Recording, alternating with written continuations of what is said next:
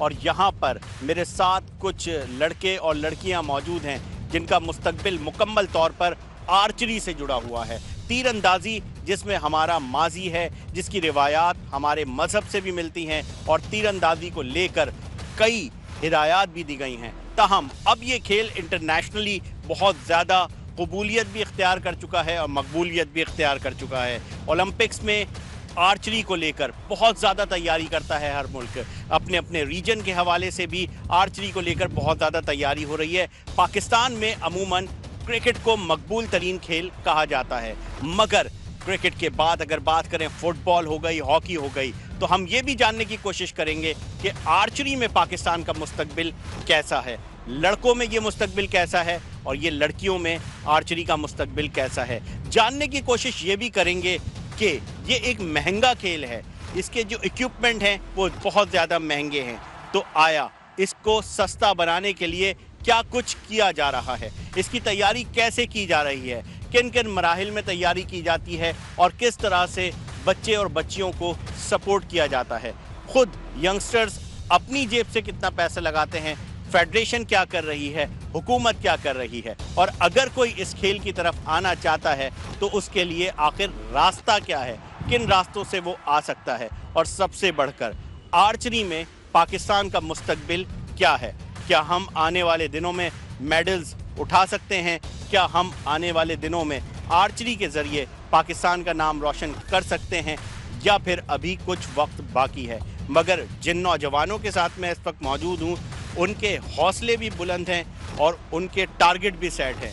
वो आर्चरी में पाकिस्तान का नाम रोशन करना चाहते हैं और आज की शाम इन्हीं नौजवानों के साथ। तो गेम कोई भी हो, फिटनेस बहुत ज़्यादा ज़रूरी है और आर्चरी में किन किन चीज़ों का ख्याल रखा जाता है। फिटनेस पहला फार्मूला है जो कि यकीनन हर गेम के लिए ज़रूरी चीज़ों का ख्याल रखा जाता है, क्योंकि आपको आपके अंदर स्ट्रेंथ होनी चाहिए, आपको मजबूत होना चाहिए, आपका जो एम है वो एम आप अपना बना सकें ताकि आप निशाना ले सकें।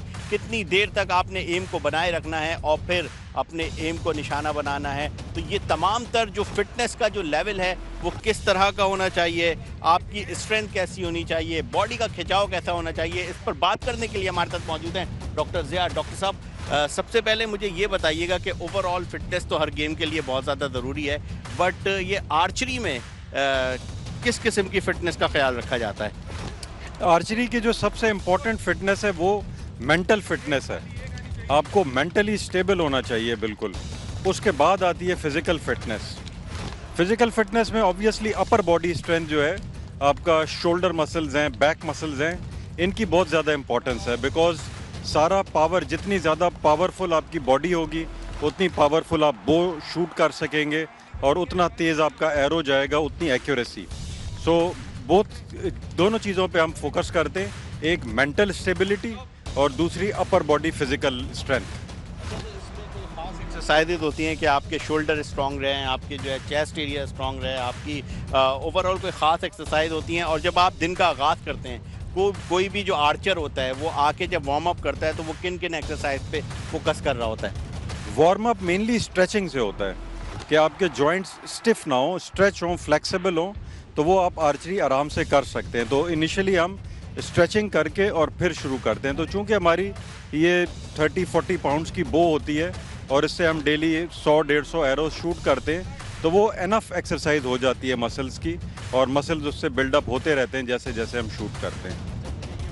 क्या इसमें कोई उम्र की भी कैद है? क्योंकि बढ़ती हुई उम्र के साथ कहते हैं मसल्स और इन सब की चीज़ें जो है वो बड़ा ध्यान रखना पड़ता है, तो आर्चरी में उम्र की कोई कैद है, या फिर अगर आप आर्चरी करते हैं तो बढ़ती उम्र के साथ आपके मसल्स मज़ीद स्ट्रॉन्ग होते जाते हैं?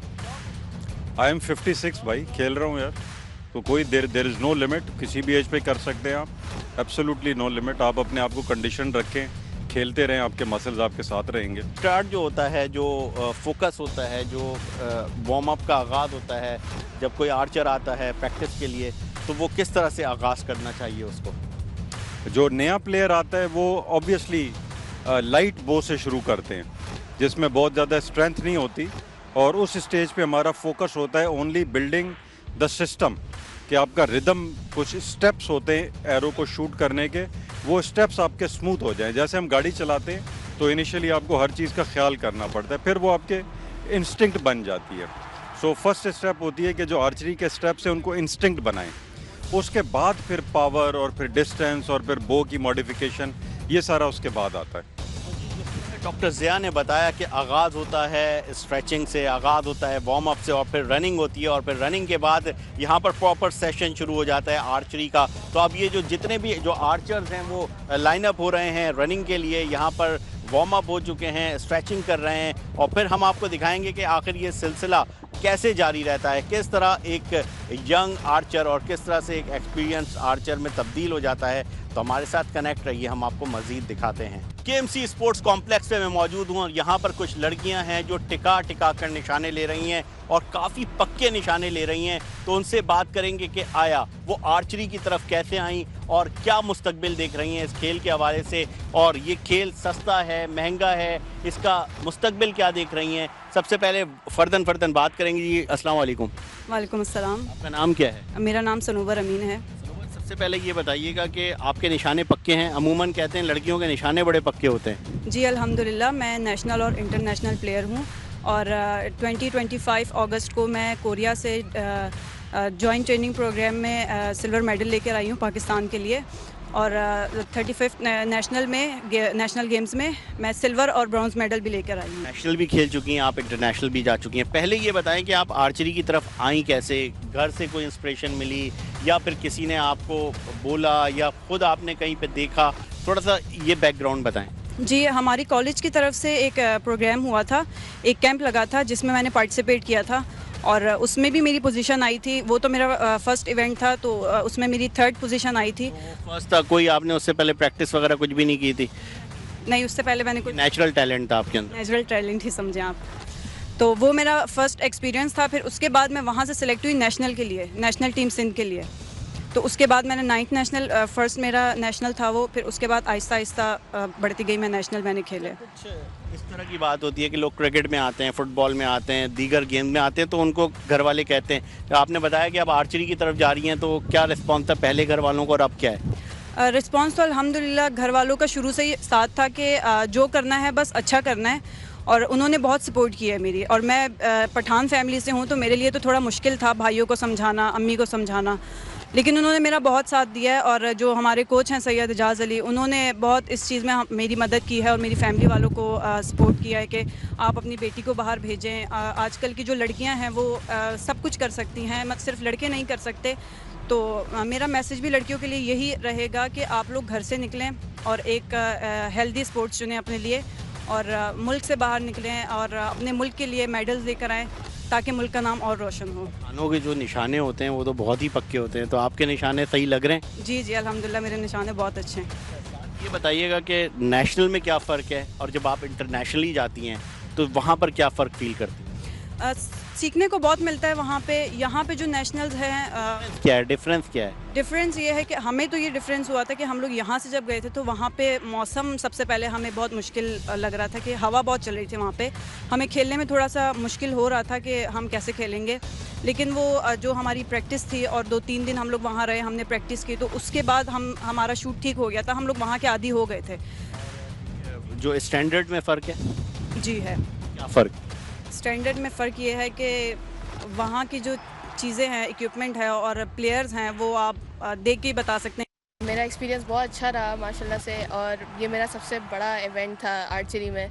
वैसे मैंने बहुत इवेंट्स खेले हैं लेकिन बैडमिंटन की तरफ से, तो आर्चरी में ये पहला था मुझे बहुत। बताइएगा कि ये जो खेल है बैडमिंटन की बनिस्बत, बैडमिंटन तो कहते हैं कि एक सस्ता खेल है, बट आर्चरी को कहा जाता है एक महंगा खेल है। तो ये जो इसका इक्विपमेंट है आप खुद कैरी करती हैं या कोई सपोर्ट मिलती है? थोड़ा इस बारे में बताएं। बैडमिंटन और किसी भी स्पोर्ट के लिहाज से आर्चरी आई वुड से कि महंगा स्पोर्ट है, इक्विपमेंट महंगा है, लेकिन अगर आपको करना है तो फिर ज़रूर। जो अगर मैं आपसे इसकी कीमत पूछ लूँ, या आपने खुद ख़रीदी है या फेडरेशन की तरफ से है, एसोसिएशन के से, तो ये कितने की आपके हाथ में इस वक्त कितने का सामान है जो आप लेकर चल रही हैं? ये मेरी वो 1.5 लाख रुपए की है, और फिर मेरे एरोज़ जो हैं वो मेरे कोच सर एजाज़ अली ने दिए हैं मुझे। इससे पहले जो मैंने एरोज़ लिए थे वो 56,000 के थे।